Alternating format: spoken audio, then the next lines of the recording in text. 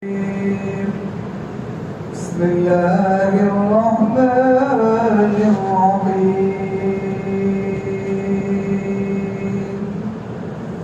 وقضى ربك ألا تعبدوا إلا إياه وبالوالدين إحسانا وعن ابن مسعود رضي الله تعالى عنه سألت النبي صلى الله عليه وسلم أي الأعمال أحب إلى الله قال الصلاة لوقتها قلت ثم أي قال بر الوالدين قلت ثم أي قال الجهاد في سبيل الله صدق الله العظيم وصدق رسول النبي الكريم ونحن على ذلك لمن الشاهدين والشاكرين والحمد لله رب العالمين. مرتبہ درود پاک پڑھ لے اللہم صلی علی سیدنا و مولانا محمد وبارک وسلم. محترم دوستوں بزرگوں، خطبہ کے درمیان میں نے قرآن مقدس کی ایک چھوٹی سی آیت تلاوت فرمائی. اس کے بعد دونوں جہاں کے سردار محبوب کبریا جناب رسول اللہ صلی اللہ علیہ وسلم کی ایک چھوٹی سی حدیث تلاوت فرمائی. دعا کرے کہ اللہ تبارک و تعالی سب سے پہلے کہی باتوں پر مجھے عمل کی توفیق عطا فرمائے اور میرے لیے، آپ کے لیے اور پوری امت کے لیے اس کو نجات کا ذریعہ بنائے اور اللہ تبارک و تعالی ہم سب کو عمل کی توفیق عطا فرمائے. میرے بھائیوں، میں نے خطبہ کے درمیان ایک بخاری شریف کی روایت بیان فرمائی جس کے راوی ابن مسعود رضی اللہ تعالی عنہ وہ صحابی ہے. انہوں نے ایک مرتبہ جناب رسول اللہ صلی اللہ علیہ وسلم سے پوچھا ای الاعمال احب الی اللہ، کہ کون سا عمل ایسا ہے جو اللہ تبارک و تعالیٰ کو محبوب ہے، افضل ہے اللہ کے نزدیک. یہاں پر حضرت اقدس مفتی احمد صاحب خانپوری دعوت برکاتہم نے عجیب نکتہ بیان کیا ہے. حضرت فرماتے ہیں کہ اس جملے سے صحابہ کرام رضوان اللہ علیہم اجمعین کی فکر آخرت بتا رہے ہیں کہ صحابہ کو ہر وقت یہی فکر لاحق تھی کہ اللہ تبارک و تعالیٰ کو وہ کون سا عمل افضل ہے جو ہماری زندگی کے اندر آ جائے اور ہم اللہ تبارک و تعالیٰ کو راضی کر لے. میرے بھائیوں، آج میری اور آپ کی فکر کیا ہے؟ تھوڑے سے پیسے آ گئے تو سب سے پہلی فکر یہ ہوتی ہے کہ ان کو کہاں انویسٹ کیا جائے اور اس کو کیسے بڑھایا جائے. اور صحابہ کی فکر کیا تھی کہ اللہ کے نزدیک کون سا عمل ایسا ہے، کون سا عمل افضل ہے جو ہماری زندگی کے اندر آ جائے اور ہم اس کو کرنے والے بن جائے اور اللہ تبارک و تعالی ہم سے راضی ہو جائے. حضرت عبداللہ بن عمر رضی اللہ تعالی عنہ کے بارے میں لکھا ہوا ہے کہ ایک مرتبہ، یہ صحابہ کی فکر آخرت بتا رہا ہوں، ایک مرتبہ حضرت ابن عمر رضی اللہ تعالی عنہ نے ابو ہریرہ رضی اللہ تعالی عنہ سے، یا غالباً ابو ہریرہ نے ابن عمر رضی اللہ تعالی عنہ سے کہا کہ جو آدمی، جو مسلمان کسی مسلمان کی نماز جنازہ یعنی جنازے کی نماز ادا کرتا ہے، اللہ کے حبیب صلی اللہ علیہ وسلم نے فرمایا کہ اس کو ایک قرات ثواب ملتا ہے۔ آگے فرماتے ہیں کہ جو نماز جنازہ ادا کرنے کے بعد میرے بھائیوں اس وقت ماحول کچھ ایسا ہوگا جیسا کہ آج ہمارے یہاں کیسا ماحول ہے کہ جنازے کو قبرستان لے جایا جاتا ہے، وہاں نماز ہوتی ہے۔ شاید آج بھی آپ حرم شریف کے اندر چلے جائیں، مدینہ منورہ کی مسجد نبوی کے اندر چلے جائیں، وہاں نماز کے بعد جنازے کی نماز ہوتی ہے۔ تو اللہ کے حبیب نے فرمایا کہ جو آدمی نماز جنازہ کے بعد اس میت کے پیچھے چلے، اللہ کے حبیب نے فرمایا ان کو 2 قرات کا ثواب ملتا ہے۔ آگے اللہ کے حبیب نے فرمایا کہ جو آدمی تدفین تک وہاں رہے، اپنے بھائی کو قبر کے اندر اتارے یا اپنے بھائی کی تدفین تک وہاں موجود رہے، ابو ہریرہ فرماتے ہیں کہ میں نے سرکار دو عالم صلی اللہ علیہ وسلم سے سنا اسے 3 قرات ثواب ملتا ہے۔ اور یہ قرات کیا ہے؟ دوسری حدیث کے اندر جناب رسول اللہ صلی اللہ علیہ وسلم نے فرمایا کہ قرات جنت کا قرات ہے، اور جنت کا قرات میرے بھائیوں احد پہاڑ سے بھی بڑا ہوا ہے۔ مدینہ منورہ یا مکہ میں جتنے بھی پہاڑ ہیں ان تمام پہاڑوں کے اندر اگر کوئی پہاڑ سب سے بڑا ہے تو وہ احد پہاڑ ہے، احد کا پہاڑ ہے۔ اللہ کے حبیب نے فرمایا کہ جو آدمی جیسے ہی یہ حدیث ابن عمر رضی اللہ تعالیٰ عنہ نے سنی، افسوس کے مارے کہنے لگے ہائے افسوس، کاش یہ حدیث میں نے آپ سے پہلے سن لی ہوتی، اللہ نے میرے بھائیوں میرے بہت سے قرات ضائع ہو چکے۔ یہ صحابہ کرام کی میرے بھائیوں فکر آخرت تھی۔ دعا کرے کہ اللہ مجھے بھی ایسی فکر عطا فرمائے اور ہم سب کو ایسی فکر عطا فرمائے۔ بہرحال میں نے جو حدیث آپ کے سامنے تلاوت فرمائی، اس کے اندر پوچھا گیا افضل عمل کون سا ہے؟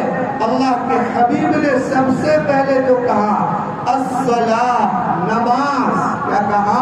نماز۔ میرے بھائیوں آج نماز کے اوپر ہر جمعہ کے اندر کوئی نہ کوئی آ کے کہہ ہی جاتا ہے کہ نماز ادا کرو، لیکن آج میرا اور آپ کا حال دیکھو، اتنی طویل اتنی لمبی رات ہے لیکن فجر کی نماز کے اندر ہم دیکھتے ہیں میرے بھائیوں ایک سب بھی نہیں ہوتی ہے۔ افسوس ہے، افسوس ہے میرے بھائیوں، حالانکہ کتابوں میں لکھا ہوا ہے کہ جو فجر کی نماز چھوڑ دیتا ہے، جب نماز کا وقت ہو جاتا ہے، آج ہم کہتے ہیں نا پورے دن کہ مول صاحب پیسہ بھی ہے بدھ ہے پر تندرستی نے چین નથી ચેન પડતો નથી, રિપોર્ટ કરાવે તો હું આવે નોર્મલ આવે, કોઈ બીમારી નથી, પણ દિલની અંદર जिस्मनी अंदर शरीर के अंदर सुकून नहीं मेरे भाइयों, उसका वाहिद इलाज मैं बताऊं हदीस पाक से।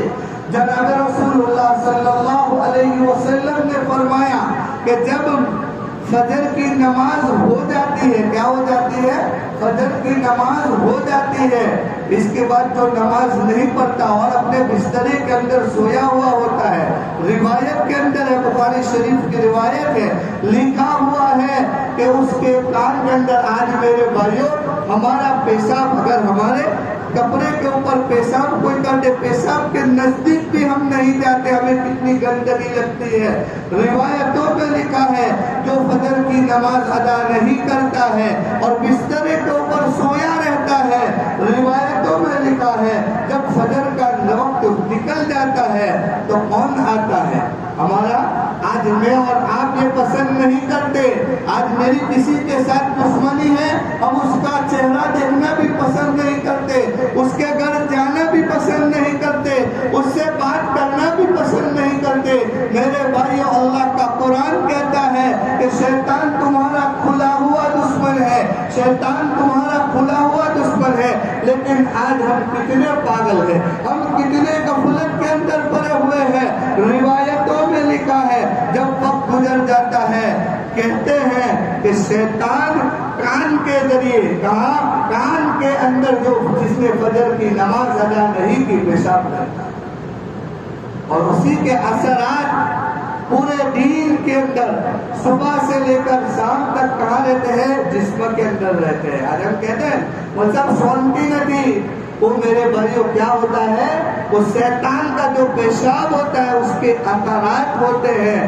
میرے بھائیوں یہ اللہ کا گھر ویران ہے، اللہ کا گھر ویران ہے. آگے بھی کہا تھا فلسطین کے اندر جو لڑائیاں ہو رہی ہے وہ اپنے مفاد کے لیے نہیں، اپنے فائدے کے لیے نہیں ہے، وہ مسجد اقصی کی حفاظت کے لیے ہے. اے مسلمانوں، اے میرے بھائیوں، ذرا سمجھو، اللہ نے بہترین مسجد عطا فرمائی، ہر طرح کی سہولت عطا فرمائی، اللہ نے ہر نعمت عطا فرمائی. اس سے بڑا غدار کوئی نہیں ہے. اللہ کی نعمتیں کھا کر، اللہ کی نعمتیں کھا کر اسی کے ساتھ غداری ہے. اس سے بڑا غدار کوئی نہیں ہے. میرے بھائیوں، زندگی کے اندر سکون چاہیے، اللہ کی عبادت کرو. ہر جگہ میں یہ بات کہتا ہوں میرے بھائیوں، جہاں بھی گیا ہوں یہی بات کہتا ہوں. آج تک کسی بڑے سے بڑے آپ نے زندگی کے اندر سنا ہوگا کہ بڑے سے بڑے ملین، ڈبل ملین اس نے خودکشی کی ہے.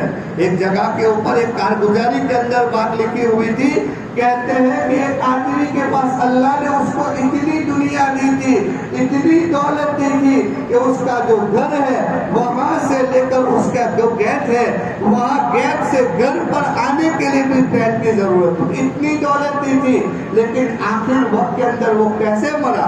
ڈپریشن سے مرا، ٹینشن سے مرا.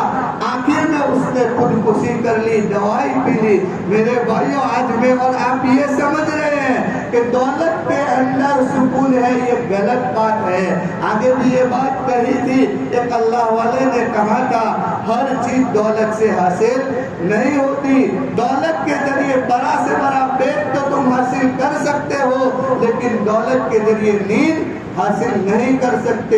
دولت کے ذریعے اچھی سے اچھی کمپنی کی دوا تو تم خرید سکتے ہو، لیکن دولت کے ذریعے شفا نہیں خرید سکتے. بہرحال میرے بھائیوں، آج ضرورت ہے اپنے حالات کو، اپنی پریشانیوں کو اللہ کے سامنے رکھنے کی ضرورت یہی ہے. سب سے پہلا ایک مومن کے لیے سب سے بڑا ہتھیار نماز ہے. اللہ کے حبیب کے بارے میں لکھا ہوا ہے کہ جب بھی گھر کے اندر تنگی آتی تھی، فاقہ آتا تھا، علماء بیٹھے ہوئے، پوچھ لو کہاں جاتے تھے؟ بیماری آتی تھی کہاں جاتے تھے؟ مسجد کی طرف آتے تھے، اللہ کے سامنے روتے تھے، اللہ کے سامنے کھڑے ہوتے تھے. اور آج بھی میں اور آپ میرے بھائیوں ہر نماز کے اندر ایاک نعبد و ایاک نستعین کہتے ہیں کہ ہم تیری ہی عبادت کرتے ہیں اور تجھ ہی سے مانگتے ہیں. لیکن میرے بھائیوں، آج ہم بھول چکے ہیں. آج ہماری تاریخ اٹھا کر دیکھو، اتہاس اٹھا کر دیکھو، جو بھی قوم کامیاب ہوئی ہے، فتح پائے ہیں جس قوم نے بھی، میرے بھائیوں، اس نے اللہ تبارک و تعالیٰ کے سامنے اپنے آپ کو جھکا کر پائی. آج ہم اللہ کی نعمتیں کھاتے ہیں اور اسی سے بغاوت کرتے ہیں. ہمیں کیسے چین آئے میرے بھائیوں؟ آج ہماری کئی کیسے کتنے لوگ ایسے ہیں کہ عید کے دن فجر کی نماز ادا کی تھی، آج میرے بھائیوں آج تک انہوں نے فجر کی نماز ادا نہیں کی.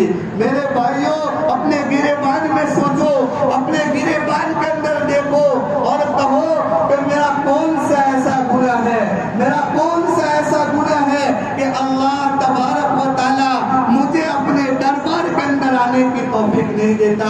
میرے بھائیوں، یہ تو توفیقوں سے ہوتا ہے، اللہ کی دین کے اوپر ہوتا ہے. کوئی کہے کہ میں نمازی ہوں، نہیں، میں نمازی نہیں ہوں، یہ تو اللہ کا فضل ہے. اللہ نے توفیق دی. میرے بھائیوں، اپنی آنکھوں سے ایسے لوگوں کو دیکھا ہے کہ کسی نمازی کو اپنی بائک کے اوپر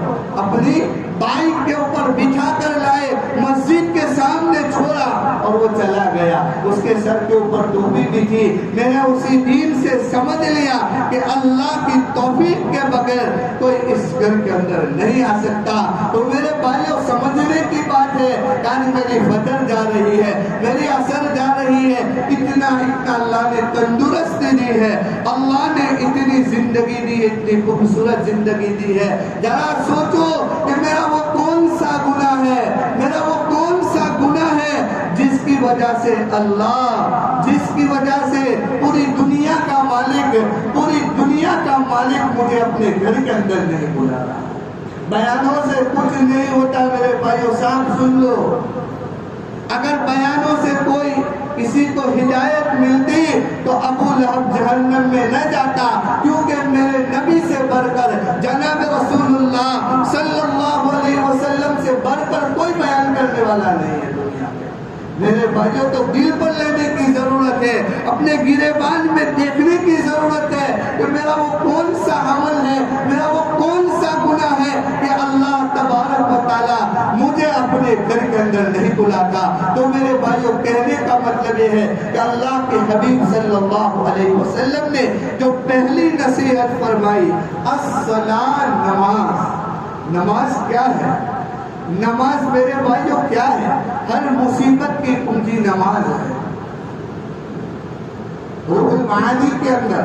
اور جو آدمی نماز نہیں پڑھتا میرے بھائیوں خوب سن لو, کل قیامت کے دن, کل قیامت کے دن جہاں سوائے محمد عربی صلی اللہ علیہ وسلم کے تمام انبیاء نفسی نفسی پکاریں گے, اس وقت میرے بھائیوں اگر اس قیامت کے دن سے بچنا ہے, قیامت کے دن سب سے پہلے اگر پوچھ ہوگی تو وہ نماز کی پوچھ ہوگی.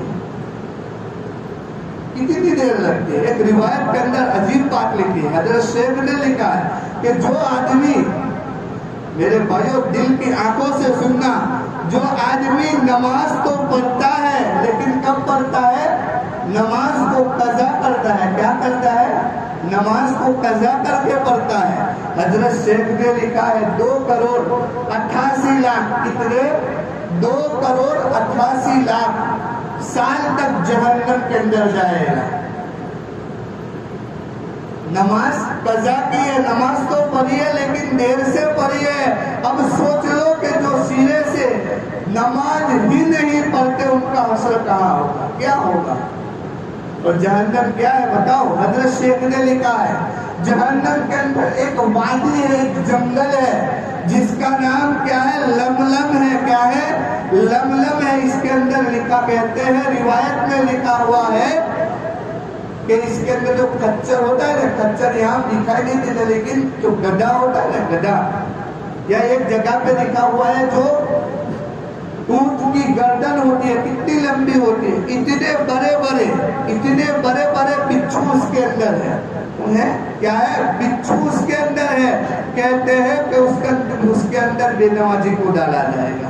آج گھر کے اندر میری مائیں اور بہنیں بھی سن رہی ہے.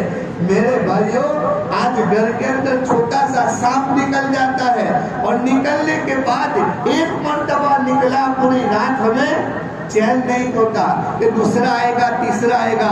اللہ کا حبیب کہہ رہا ہے جس کی بات کے اندر کوئی بالکل شک کرنے کی بات نہیں ہے. اللہ کا حبیب کہہ رہا ہے کہ جو بے نمازی ہے جب قبر کے اندر جائے گا سب سے پہلا عذاب تو اس کو یہ دیا جائے گا کہ اس کی جو پوری قبر ہے نا وہ آگ سے بھر جائے گی. ابھی تو آسان ہے سننا. آج ہم کیا کہتے ہیں, ہمارے دل کیا کہتے ہیں؟ ختم اللہ علی قلوبہم وعلی سمعہم وعلی ابصارہم غشاوہ. میرے بھائیوں گناہ کرتے کرتے, اللہ کی نافرمانیاں کرتے کرتے دل بالکل کالے ہو چکے ہیں. ملزم تو کیا کرے, تو قوم ہوتے جمعہ اسے تھوڑا کہتے ہیں. میرے بھائیوں جب انتقال ہو جائے گا, آج اس آدمی کو پوچھو جو آخری گھڑی کے اندر ہے, اس کو جا کے پوچھ لو, وہ کہے گا کہ نہ دنیا کا کیا نہ آخرت کا کیا. اللہ نے ابھی توفیق دی ہے, اللہ نے ابھی موقع دیا ہے. کہتے ہیں میرے بھائیوں کہ اس کی قبر پوری آگ سے بھر جائے گی. آج جب गर्मी का मौसम होता है, 12 बजे कोई कहे कि जाने का है, कोई आदमी तैयार नहीं होता क्योंकि धूप बहुत है। तो उस वक्त को याद करो, उस वक्त को याद करो कि कब्र के अंदर न भाई आएगा, न माँ आएगी, न बाप आएगा। मेरे भाइयों, तने तनहा जाना है, निकलने की भी कोई जगह नहीं होगी। वहाँ अल्लाह के हबीब ने कह दिया कि जो बेनमाजी कब्र के अंदर जैसे ही जाता है, उसकी पूरी की पूरी कब्र आग से भर दी जाती है। और हजरत ने लिखा है उसके ऊपर एक ऐसा अजदहा मुसल्लत कर दिया जाता है। और क्या कहता है, कहते हो कि उसकी इतनी बड़ी आंखें होगी और इतना तवील, इतना लंबा होगा। एक रिवायत में लिखा हुआ है कि उसकी मसाफत 1000 फुट दूर तक है। 1000 किलोमीटर हम चले, वहां तक की इसकी मसाफत, इतना लंबा सांप होगा, अजदहा होगा। कहते हैं कि उसकी कब्र के अंदर मुसल्लत कर दिया जाएगा और वो ये कहेगा, क्या कहेगा कि तूने फजर की नमाज छोड़ी, मेरे अल्लाह ने हुक्म दिया है, मेरे मालिक ने हुक्म दिया है कि जोहर तक तुझे दस्ता जाओ। जोहर छोड़ी असर तक, असर छोड़ी मगरिब तक, मगरिब छोड़ी ईशा तक, ईशा छोड़ी फजर तक। मेरे भाइयों, वहां से निकलना भी नहीं है। सोचो, अल्लाह के हबीब ने सब कुछ बता दिया। अक्लमंद शख्स वो है, अक्लमंद शख्स वो है जो अपनी मौत से पहले पहले अपनी मौत की तैयारी करे। मेरे भाइयों, यही अल्लाह के हबीब ने जो मैसेज दिया है, अस्सलातु लिवक्तिहा, नमाज को उसके वक्त के ऊपर अदा करो। कितनी देर लगती है मेरे भाई, कितनी देर लगती है नमाज के अंदर? मैंने तो एक आदमी यही सोच ले, जब मुअज्जिन अजान देता है, सोच ले, और मस्जिद के अंदर जाने की तौफीक नहीं हुए, सोचे अपने गिरेबान में कि मेरा कौन सा गुनाह है, मेरा कौन सा गुनाह है। मेरा पड़ोसी नमाज के लिए जा रहा है, मेरा बेटा नमाज के लिए जा रहा है, अल्लाह ने मेरा कौन सा ऐसा गुनाह मुझसे हो गया कि अल्लाह मुझे अपने घर की तौफीक नहीं देता। जब ये दिल के अंदर बात आएगी मेरे भाइयों, इंशाअल्लाह अल्लाह की दात से उम्मीद है कि अल्लाह तौबा की तौफीक अता फरमाएगा। और आज भी जब तौबा कर लेता है, उसका दिल, रिवायतों में लिखा, एक गुनाह करता है तो काला नुक्ता दिल पर लग जाता है, दूसरा करता है, दूसरा लग जाता है, गुनाह पर गुनाह करता ही रहता है तो उसका दिल बुरा काला हो जाता है। और इसी को मिटाने के लिए एक ही आंसू काफी है, अल्लाह के सामने एक ही आंसू काफी है। इसीलिए यही मैसेज है मेरे भाइयों, आखिर दुनिया से जाना है, आज नहीं कल नहीं, कोई पता नहीं, आपको पता है कल की ही बात है। जो जमात के जिम्मेदार थे, अपनी बहन के यहाँ इयादत के लिए गए हुए थे, उनको पता भी नहीं था कि मुझे अपनी बहन के यहाँ उनकी इयादत यानी खबरगिरी के लिए गए थे, वही अल्लाह ने उनको अल्लाह के पास चले गए। ये मौत, हमें क्या पता है कि तौबा के बगैर जाएंगे। अल्लाह ने मौका दिया है मेरे भाइयों, बयानों से कुछ नहीं होता है, अपने दिल पर लेने की जरूरत है। अपने दिल से पूछो, अपने गिरे अपना मुहासबा करो कि मुझसे ऐसा कौन सा बुरा हुआ है। आज से अहम करे, आज से अहद करे कि इंशाअल्लाह जो भी हो जाएगा, जो भी हो, जैसा भी मौका जाएगा, इंशाअल्लाह मेरी नमाज नहीं छूटेगी। अभी अफसोस नहीं होगा, अभी तो बहुत अच्छा लगेगा मेरे भाई, अभी तो बहुत अच्छा लगेगा, लेकिन उस वक्त अफसोस होगा जब इस दुनिया से जा रहे होंगे।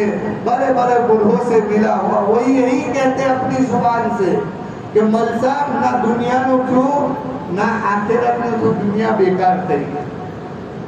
हमारा भी वो वक्त आने वाला है, आज जवानी है, कल बुढ़ापा आने वाला है, एक दिन अल्लाह के सामने जाना है।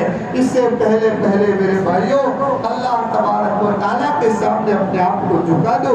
इंशाअल्लाह क़यामत के दिन भी अल्लाह के हबीब भी सिफारिश करेंगे और अल्लाह जन्नतुल फिरदौस अता फरमाएंगे इंशाअल्लाह। अल्लाह ने मौका दिया तो दूसरी नसीहत, असल तो मुझे दूसरी नसीहत के ऊपर ही बात करनी थी कि अल्लाह के हबीब ने जो दूसरी नसीहत की, बिर्रुल वालिदैन, ماں باپ کے ساتھ اچھا سلوک کرنا. آخر میں دعا ہے کہ اللہ تبارک و تعالی ہم سب کو مسجدوں کا آباد کرنے والا بنائے, اور اللہ تبارک و تعالی نماز کی حقیقت مجھے بھی عطا فرمائے اور پوری امت کو اللہ تبارک و تعالی نماز کی حقیقت عطا فرمائے. وآخر دعوانا الحمدللہ رب العالمین.